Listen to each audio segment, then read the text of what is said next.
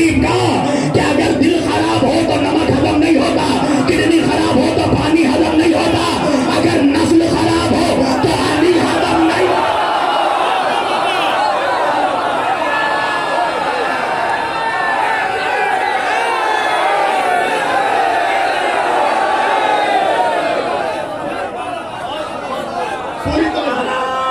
माशाअल्लाह, सब मिलकर हैदरी।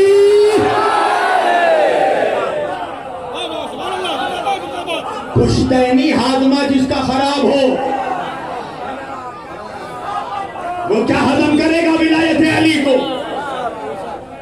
क्या जुमला कह दिया, नबी कह रहे हैं मैं जिसका सरदार हूं, अली उसका सरदार है। वो मुनाफिक ही क्या जो अली की अजमत हजम कर जाए। और इस वक्त ज्यादातर मुनाफिक जो है सरहद पार से बोल रहे हैं। पूरी तवज्जो, मैंने एक जगह तकरीर में कहा था अल्लाह का शुक्र है हमारा प्राइम मिनिस्टर मोदी है, इब्ने ज़ियाद नहीं है। तवज्जो भाई, मैं किसी पार्टी की हिमायत नहीं करता, मगर अल्लाह का शुक्र है कि यहाँ हुकूमत हिंदुओं की है, तब जाकर हम खुल के अली अली कर रहे हैं। पूरी तवज्जो, मैं जिसका सरदार, अली भी उसका सरदार।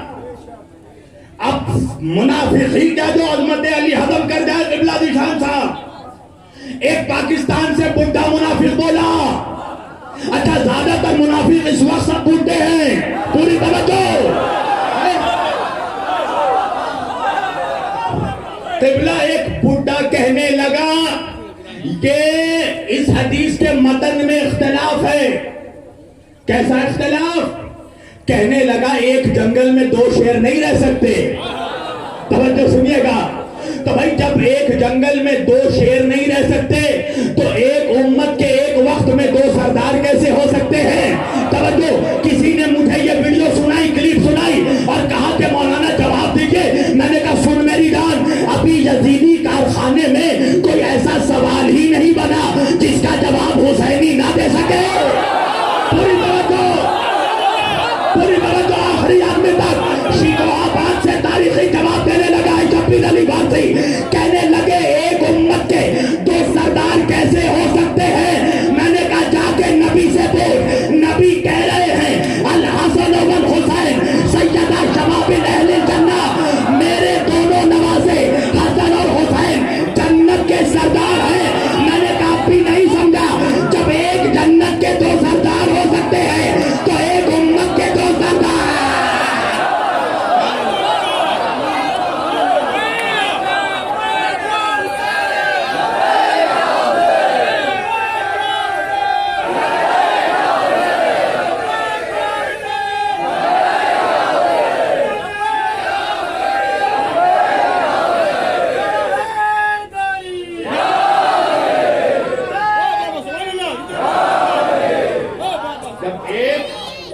एक जन्नत है ना, एक जन्नत है, तो जब एक जन्नत के मेरी जान दो सरदार हो सकते हैं तो एक उम्मत के दो सरदार क्यों नहीं हो सकते? पूरी तवज्जो कीजिएगा, एक उम्मत के दो सरदार, जिस तरह एक जन्नत के दो सरदार। और अल्लाह ने भी आयत में अजीब तेवर दिखा दिए। यह आयत का तेवर है ना, नऊज़ु बिल्लाह, आयत का तेवर।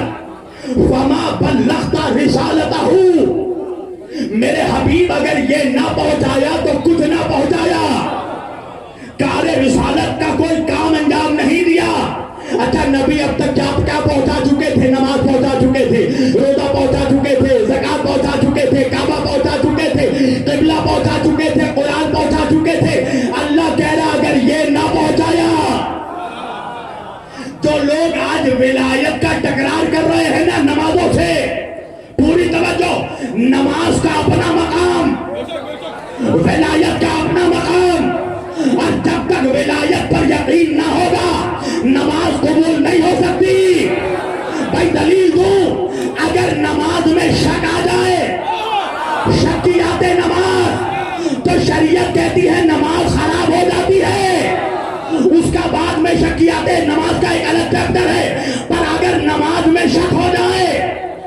तो फिर नमाज खराब होती है। अरे कहाँ है मौलवी? अगर नमाज में शक किया तो नमाज खराब हो जाती है, और अगर विलायत पर शक किया तो शजरा खराब हो जाता है।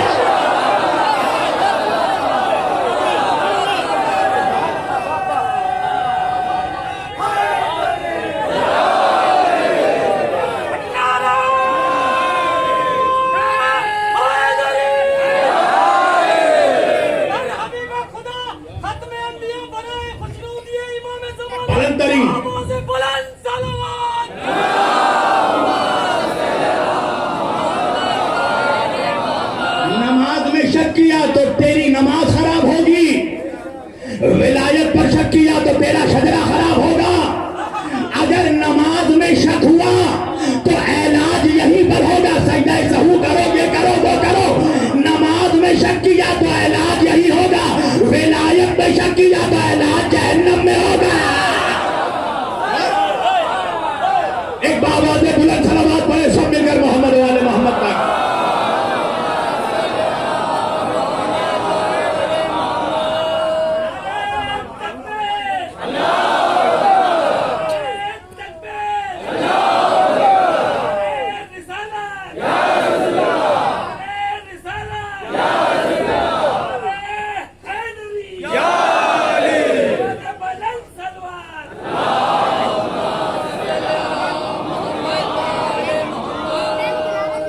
अल्लाह कह रहा फमा बल्लग़्ता रिसालतहू, मेरे हबीब कार्य रिसालत अंजाम नहीं दिया। मालिक ये तेरा वही हबीब है जिसकी जुल्फे बिखरती हैं तो तू वल्लैल कहता है, जिसका चेहरा सामने आता है तो तू वशम्स कहता है, जो चादर ओढ़े तो तू मुजम्मिल कहता है। तो परवरदिगार आज तेवर कैसे बदल गए? का नहीं समझा? कभी कभार जिक्र ज़र्फ का होता है, इशारा मज़रूफ की तरफ होता है। मैं अपने नबी को कहकर जमाने के मुनाफिकों को वार्निंग दे रहा हूं कि जब इन्होंने कुछ नहीं किया तो तूने क्या किया? नहीं बाजा मेरा मजमा। अगर अली की विलायत पर इकरार नहीं है तो अल्लाह कह रहा है नमाज पढ़ फिर भी नमाजी नहीं है, रोजा रख फिर भी रोजा नहीं रखता, हज कर फिर भी हज नहीं करता। अल्लाह जाने कहाँ है मजमा। अगर अली की विलायत का ऐलान नहीं, अगर अली की विलायत पर ईमान नहीं तो फिर नमाज, अगर विलायत अली को नहीं मानता, अगर अली की विलायत को माना तो ठीक, अगर अली की विलायत को माना तो नमाज नमाज है वरना वर्जिश है, अगर अली की विलायत को माना तो रोजा रोजा है वरना फाका है, अगर अली की विलायत को माना तो सजदा सजदा है वरना टक्कर है, अगर अली की विलायत को माना तो हज हज है वरना तफरी है, अगर अली की विलायत को माना तो मुसलमान मुसलमान है वरना अपने दौर का मरवान है।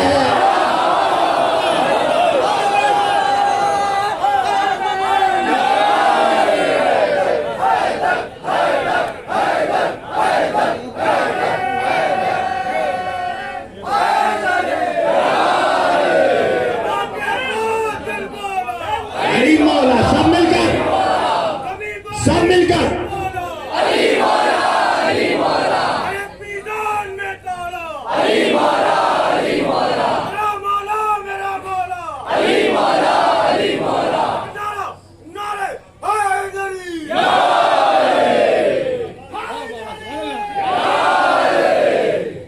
विलायत अली कोई मामूली चीज है?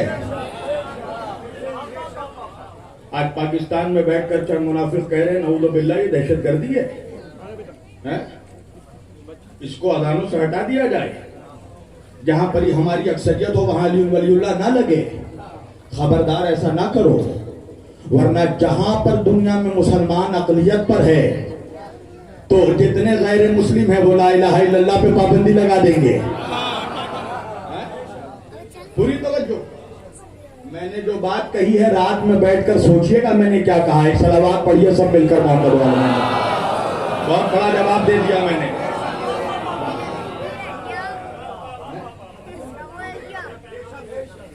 ला इलाहा इल्लल्लाह क्या कोई खुदा नहीं, तो हम ही तो वहदहू ला शरीक मानते हैं ना। तो फिर दूसरी कौमों के लिए क्या कहिएगा? उनके लिए तो ये तबर्रा हो गया। अरे सोचो तो सही, अगर तुम अपने से अकलियत को दबाओगे जो तो तुम पर जो अक्सरियत है खुदा उन्हें तुम पर मुसल्लत कर देगा। यही सबब है कि दीन एक, शरीयत एक, काबा एक, कुरान एक, इस्लाम एक, हमारे पैगंबर आखिरी नबी एक, हमारा खुदा एक, फिरके अनेक। सोचने का मकाम है ना शिकोहाबाद वालों। खुदा एक, किताब एक, कुरान एक, शरीयत एक, काबा एक, मुनफरिद एक है, इस कौम की नुकसान भी एक, हरम पाक भी, अल्लाह भी, कुरान भी एक ही सबका नबी, दीन भी, ईमान भी एक। क्या बड़ी बात थी होते जो मुसलमान भी एक।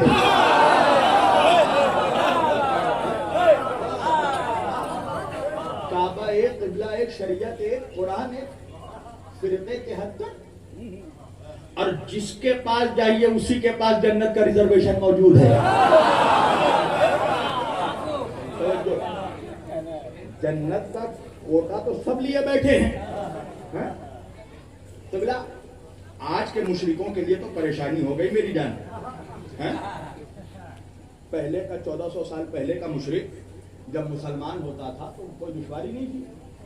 तहकीक किया, कुरान पढ़ा, हदीस पढ़ा, किरदार रिसालत माप को देखा, कलमा पढ़ लिया, मुसलमान हो गया। पर आज का बेचारा जो मुशरिक है वो परेशान है ना? क्यों? का मौलाना इतना रिसर्च किया, कंपैरेटिव स्टडीज किया, कुरान पढ़ा, हदीस पढ़ा, अपनी किताबें पढ़ी, आपकी किताबें पढ़ी, सब कुछ रिसर्च करने के बाद मुसलमान बन गया। ला इलाहा इल्लल्लाह मोहम्मद रसूलुल्लाह सल्लल्लाहु अलैहि वसल्लम पढ़ लिया, मुसलमान बन गया। मैंने कहा तो परेशान क्यों है? का परेशान इसलिए हूं कि मुसलमान तो बन गया, अब क्या बनूं?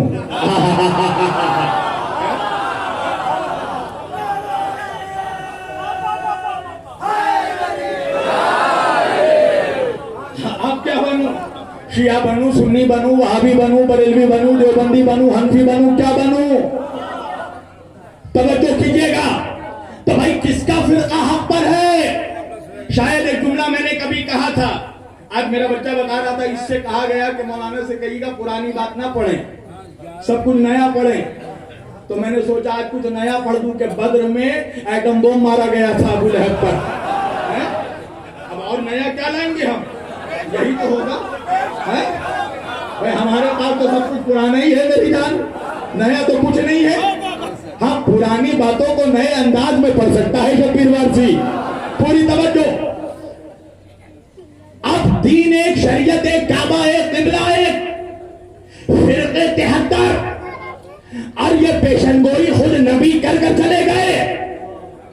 मेरे नबी ने खुद फरमा दिया था, सबक उम्मती अला सलासिन फिरकतन कुल्लुहुम फिन्नार इल्ला मिल्लतन वाहिदा। मेरे बाद मेरी उम्मत फिरकों में बढ़ जाएगी, 73 फिरके हो जाएंगे, और सारे फिरके कह रहे हम जन्नती, और नबी कह रहे फिरकतन कुल्लुहुम फिन्नार, सब जहन्नमी। तवज्जो, सब कह रहे सब जन्नती, नबी कह रहे सब जहन्नमी इल्ला मिल्लतन वाहिदा, सिवाय एक फिरके के जो जन्नत जाएगा। शायद मैंने कभी कहा हो, आज फिर कह रहा हूं, अब हक है शिकोहाबाद के नौजवानों को कि वो मुझसे पूछे, मौलाना वो एक फिरका कौन है जो जन्नत में जाएगा? मैंने कहा मेरी जान, मैंने भी खिताबत आज शुरू नहीं की है। मैं ये तो नहीं बताऊंगा कि वो एक कौन है जो जन्नत जाएगा, मगर ये जरूर बताऊंगा कि वो 72 कौन है जो जहन्नम में जाएंगे। कहने लगा मौलाना वो 72 कौन है जो जहन्नम में जाएंगे? मैंने कहा वो 72 जो जहन्नम में जाएंगे वो होंगे जिनको 72 की मारिफत नहीं होगी।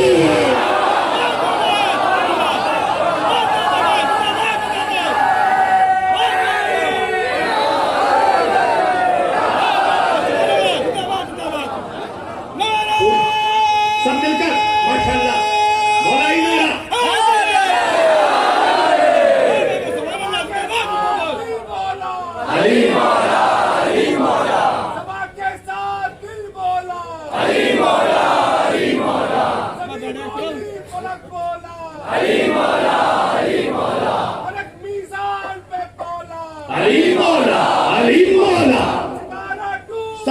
कलेजे की ताकत से।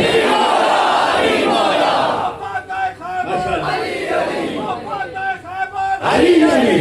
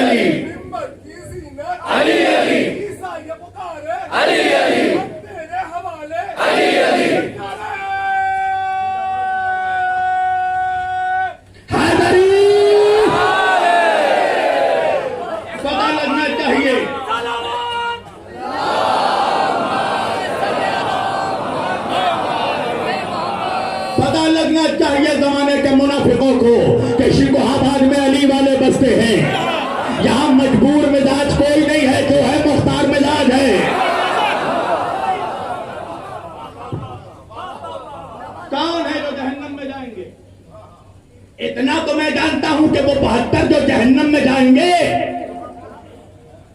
वो होंगे जिनको 72 की मारिफत नहीं होगी। अच्छा, इस उम्मत के जहन्नमियों का अगर पता लगाना है ना तो साबिका उम्मत के दो दखियों का भी पता लगाओ। मूसा की उम्मत के 71 फिरके 70 जहन्नम में जाएंगे, एक जन्नत में जाएगा।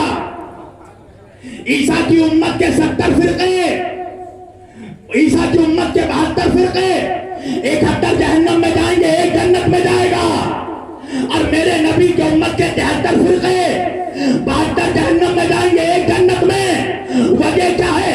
क्या मौलाना मूसा की उम्मत के 71 फिरके एक जन्नत में जाएगा, सब जहन्नम में। किस लिए?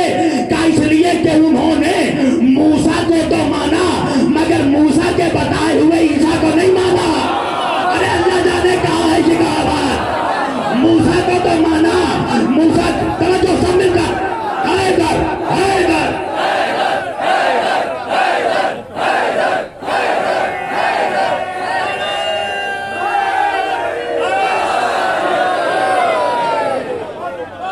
अल्लाह जाने जो नहीं बोल रहे हैं ये जुबान की मजबूरी है या खानदानी कोई प्रॉब्लम है। पूरी तवज्जो कीजिएगा।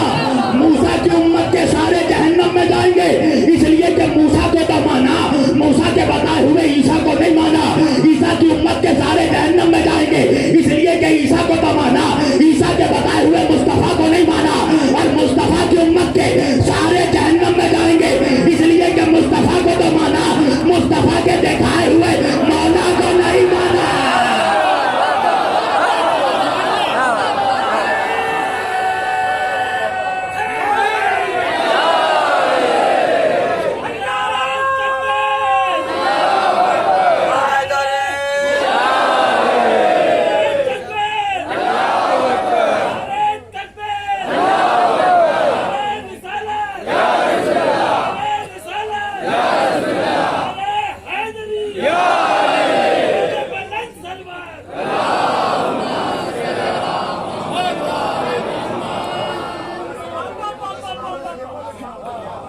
दिखाए हुए ईसा को मौला को नहीं माना। सब मुसलमान है ना, अहले इस्लाम है ना। देखो पीले हरे काले सफेद सब नजर आ रहे हैं। यहाँ जो आ गया वो हुसैनी है, रंग हुसैन का रंग है। अच्छा, इस्लाम क्या है? का जो नबी ने कहा सबको मानना है। कोई है बुकरादे आज़म जो कहे नबी के कहने पे हम नमाज तो पढ़ेंगे मगर रोजा नहीं रखेंगे? है कोई हजरत बुखरात यहाँ पर जो कहे नबी के कहने पे हज को तो खर्च तो करेंगे, ज़कात नहीं देंगे? कोई है ऐसा? आदम को तो मानेंगे, मूसा को नहीं मानेंगे। ईसा को तो मानेंगे, यूसा को नहीं मानेंगे। मूसा को तो मानेंगे, हारून को नहीं मानेंगे। इब्राहिम को तो मानेंगे, इस्माइल को नहीं मानेंगे। यहिया को तो मानेंगे, जकरिया को नहीं मानेंगे। कहा कि अगर किसी एक को भी नहीं माना तो जहन्नमी। अब मैं पूछूंगा, आदम से लेकर ईसा तक किसी को देखा? नहीं। अजीब मौलवी है। अरे नबी जिसको नहीं देखा है उसका इनकार करने वाला जहन्नमी, तो नबी जिसे सवाल के मजमे में देखा।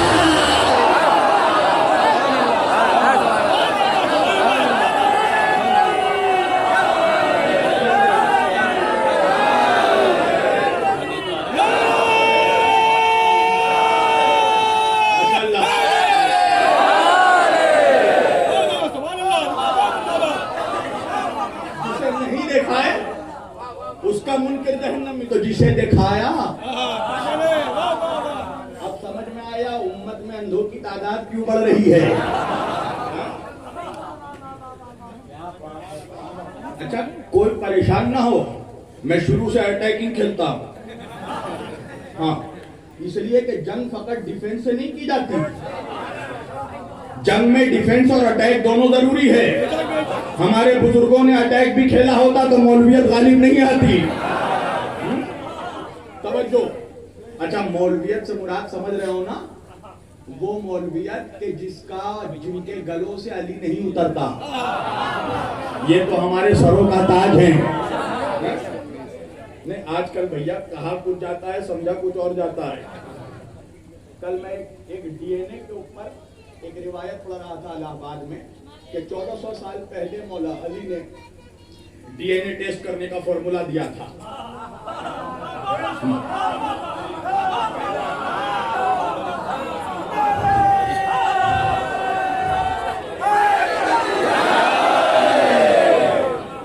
अगर आप लोग इजाजत दीजिए तो मौजू से हट के सुना दूं मैं वो वाकया। जिसको देखना हो अभी मेरे मोबाइल में भी पीडीएफ मौजूद है। सुनकर नहीं पढ़कर बोलता हूं, तभी तो गिरबान तक अब तक किसी का हाथ नहीं आया।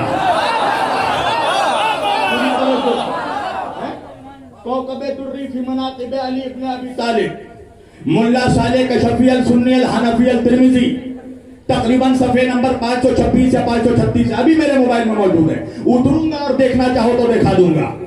पूरी तवज्जो। डीएनए टेस्ट करने का फॉर्मूला अली ने 1400 साल पहले दे दिया था। जमाना है खिलाफत दोयम का, खलीफा दोयम का जमाना है। मुसलमानों के दूसरे खलीफा जिन्हें मुसलमानों ने चुना था।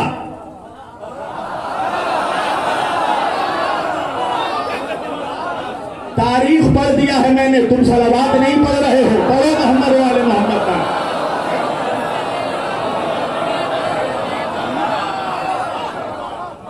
तारीख पढ़ी है आलिम भाई मैंने। दूसरे खलीफा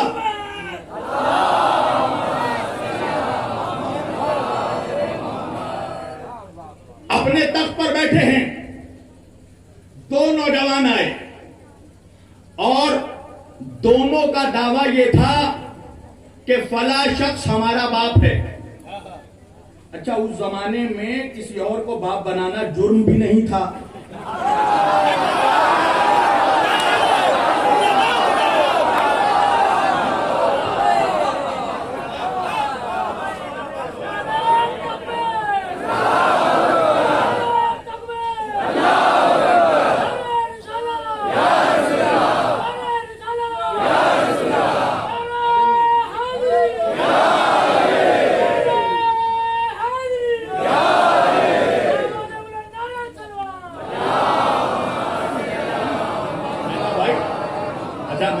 तो नहीं बोला, अगर जुर्म होता तो किसी गैर को अपना बाप नहीं बनाया जाता। तारीख में गुजरे हैं भाई, ऐसे कई लोग हैं जिनके बल्दियत के खानों में लातादाद नाम मिलेंगे। यहाँ नहीं, कम से कम कमरे में पूछोगे तो मैं 14 नाम तो जरूर बता दूंगा। पूरी तवज्जो। तख्त पर बैठे हैं मुसलमानों के खलीफा। दो नौजवान आए, दोनों ने कहा फला शख्स जो मर गया वो हमारा बाप था।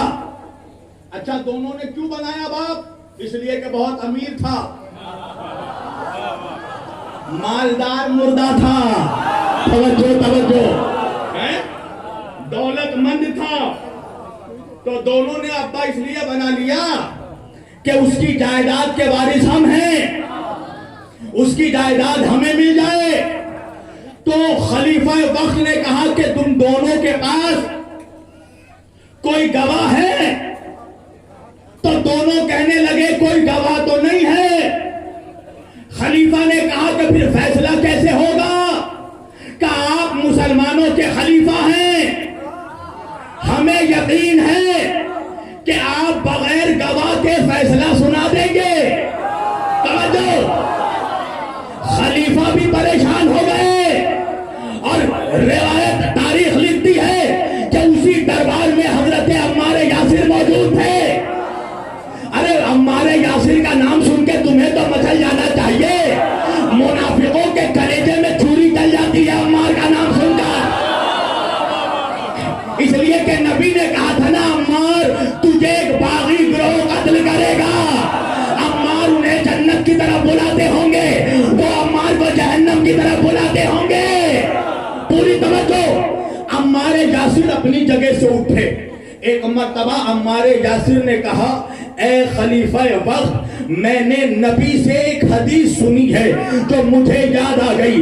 कौन सी हदीस? का नबी करीम सल्लल्लाहु अलैहि वसल्लम ने ये फरमाया है कि तुम में सबसे बेहतरीन काजी अली है। अली का फैसला सबसे एक्यूरेट होता है, सबसे बेहतरीन काजी अली है। तो क्यों ना फैसला अली से ही करवाया जाए। खलीफा वक्त ने अम्मार को देखा, देखकर कहा सुभान अल्लाह अम्मार, अच्छा हुआ तुमने मुझे ये हदीस याद दिला दी, मैं तो भूल ही गया था। पूरी तवज्जो। जाओ अबुल हसन को बुला कर लाया जाए। अम्मार यासिर मौला अली के पास गए। मौला ने उंगलियों से इशारा किया कि इन दोनों नौजवानों को लेकर दारुशरा पहुंचो। पूरी तवज्जो। मैं बहुत आहिस्ते पढ़ रहा हूँ, पूरे आहिस्ते पढ़ रहा हूँ ताकि समझ सको। का दारुशरा में लेकर दोनों नौजवानों को पहुंचो। अम्मार यासिर दोनों नौजवानों को लेकर दारुशरा गए। मौला पीछे से पहुंचे, दोनों नौजवानों को अलग अलग कमरे में मौला तन्हाई में लेकर गए और दोनों से जाकर का सच बता, तेरा असली बाप कौन है? मैंने कहा मौला पूछ क्यों रहे हैं? अरे जब आपकी जुल्फ़िकार नस्लों को जानती है। का नहीं, जमाने वालों को इबरत भी तो देना है। दोनों से पूछा सच बता, तेरा अब्बा कौन है? दोनों कहने लगे वही मुर्दा हमारा बाप है। जब मौला ने दोनों से पूछ लिया, एक मर्तबा दरबार में गुलाम को हुक्म दिया कि इन दोनों के मरहूम बाप को, जिसका ये दावा कर रहे हैं, उसकी कब्र पे जाओ, कब्र को खोदो और खोद के एक हड्डी उसकी निकाली जाए। कब्र को खोदी गई, कब्र खोदी गई, एक हड्डी निकाली गई। हड्डी मौला के सामने लाया गया। मौला ने दरबार में हुक्म दिया कि इन दोनों का जरा सा हाथ काट कर इन दोनों का थोड़ा थोड़ा खून निकाला जाए और अलग अलग बर्तनों में रखा जाए। दोनों का खून लेकर अलग अलग बर्तनों में रखा गया। मौला ने हड्डी के दो टुकड़े किए, एक इस बर्तन में रखा, दूसरा इस बर्तन में रखा और बर्तनों को ढाक दिया। अब थोड़ी मुद्दत गुजरी थी, मौला ने हुक्म दिया बर्तन हटाया जाए। जब बर्तन हटाया गया तो एक हड्डी जो थी उसने एक बर्तन में पूरा खून जब्त कर लिया था और दूसरे बर्तन में हड्डी खून में तैर रही थी। मौला ने कहा ये जिसका खून जब्त हो गया यही असली वारिस है। तो मौला ने 1400 बरस पहले डीएनए टेस्ट करने का तरीका बता दिया। यही तो रीजन है कि आज गदीर खून के दिन को डीएनए टेस्ट डे का नाम दिया गया। इसलिए कि जैसे ही ईद गदीर आता है पता चल जाता है किसका डीएनए बनी हाशिम से मिलता है, किसका डीएनए बनी उमैया से।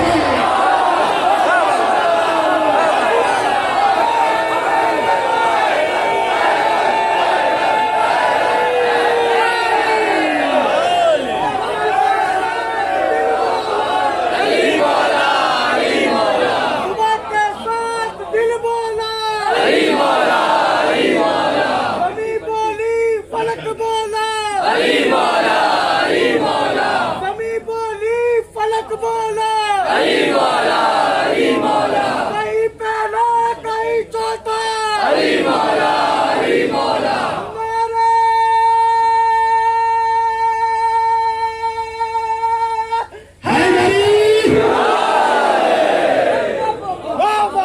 पता चल जाता है। थक चुके हैं आप लोग।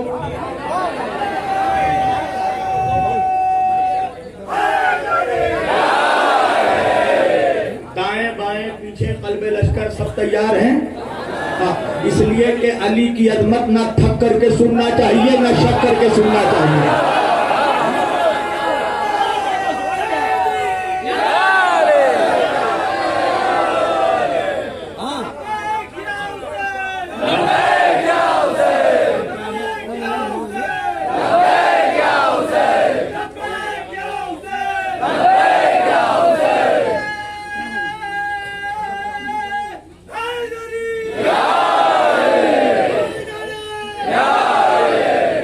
अच्छा, पता है मुझे बड़ा मजा आ रहा है, और मुझे तो यूं भी मजा आता है जब मैं अपने मौला की अजमत बयान करता हूं, और आज भी मजा आ रहा है। वजह यह है कि मैं ये देख रहा हूं कि अली की अजमत सुनकर कुछ मनहूस चेहरे और मनहूस हो रहे हैं।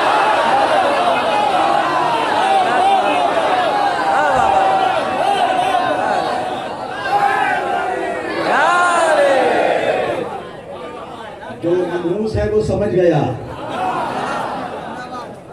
भाई, फरिश्तों के बज़्म में इब्लीस बैठ सकता है, तो मोमिनों के मजमे में हारिस भी आ सकता है।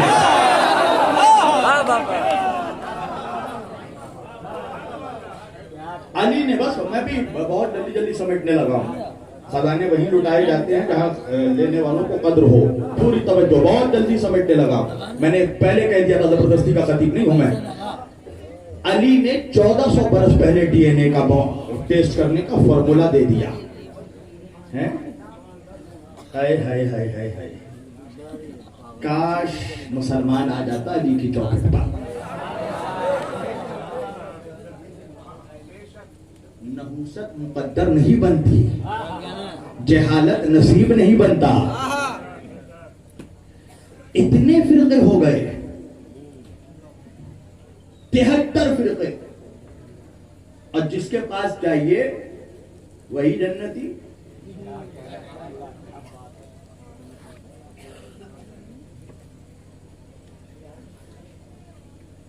अच्छा, आप जन्नती हैं? हाँ हाँ हाँ हाँ हाँ हाँ, हम भी जन्नती हैं। क्यों? दलील? बोले अल्लाह हमारे साथ है।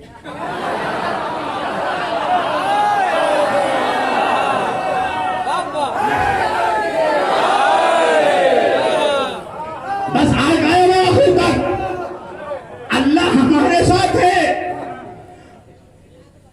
नमाजियों से पूछा, आप जन्नती? हाँ हाँ। क्यों?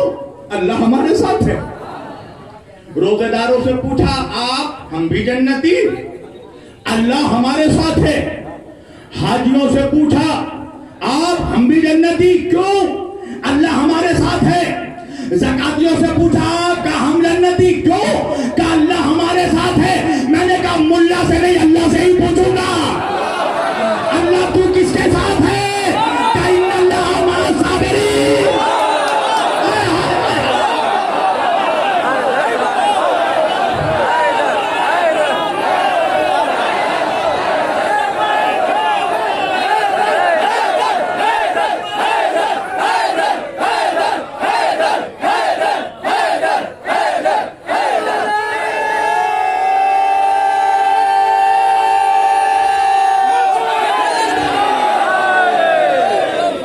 परवरदिगार तू ही बता दे, तू किसके साथ है? का इन्नल्लाह मअस साबिरीन, मैं सब्र करने वालों के साथ हूं। परवरदिगार मेरे मालिक कह देना तू नमाजियों के साथ है, सारे दाढ़ी वाले मुल्ला खुश हो जाएंगे। परवरदिगार तू कह देना तू रोजेदारों के साथ है, सारे रमजानी खुश हो जाएंगे।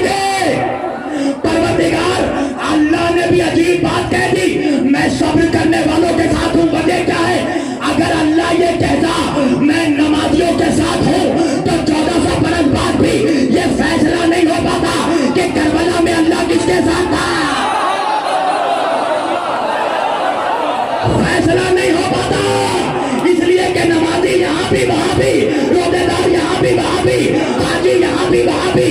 अल्लाह ने कहा मैं सब्र करने वालों के साथ हूँ, इसलिए कि यजीद सब्र करने वाला था, हुसैन सब्र करने वाले थे। तो अब ये तलाश करने में मुश्किल नहीं है अल्लाह किसके साथ है। जो हुसैन के साथ है अल्लाह उसके साथ।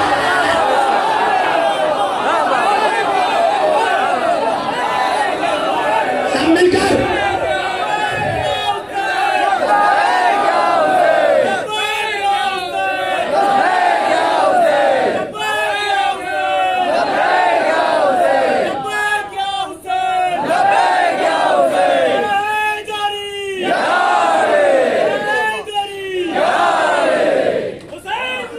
जिंदाबाद जिंदाबाद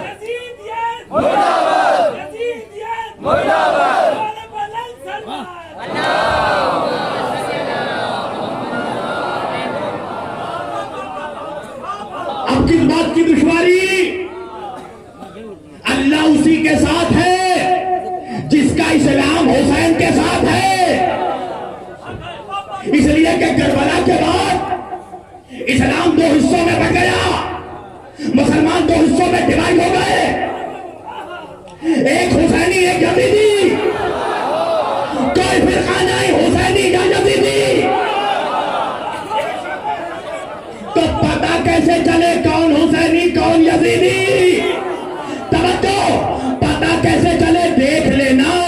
जो मुहर्रम में प्यासों को सबील पिलाता नजर आए समझ लेना हुसैनी है। जो इस्लाम के नाम पर गर्दन काटता नजर आए समझ लेना वो यजीदी है। भाई हम सबूत देते हैं ना, हम हुसैनी है, हम जिक्र हुसैन करते हैं, हम दासिया उठाते हैं, हम अलम उठाते हैं, हम अज़ादारी करते हैं। तो हमारा जब डीएनए टेस्ट होगा तो हमारा शजरा या हुसैन से मिलेगा या हुसैन के गुलामों से मिलेगा। मगर एक ऐसा भी तबका है जो दासिया को भी हराम कहता है, अज़ादारी को भी हराम कहता है, मजलिस को भी हराम कहता है। भाई वजह यह है सबको अपना शजरा बताने का हक है। वो अज़ादारी को हराम कह के बताते हैं कि अभी बचे हुए लानत के हाल बाकी है, यजीद मर गया कुछ रिश्तेदार।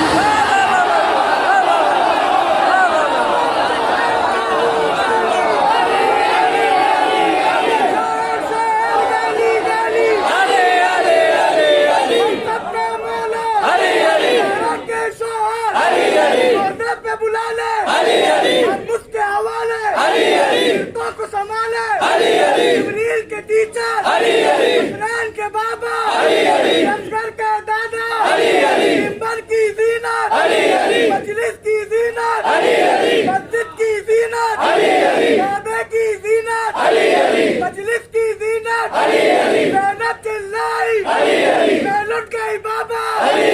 नारा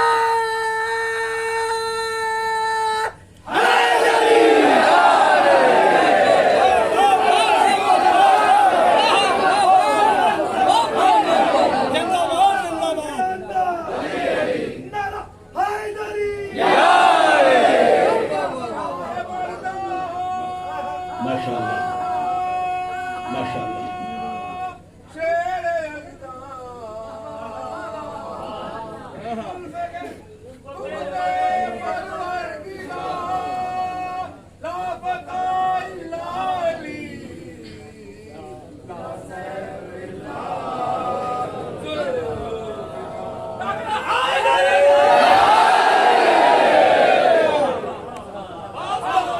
हर किसी को हक है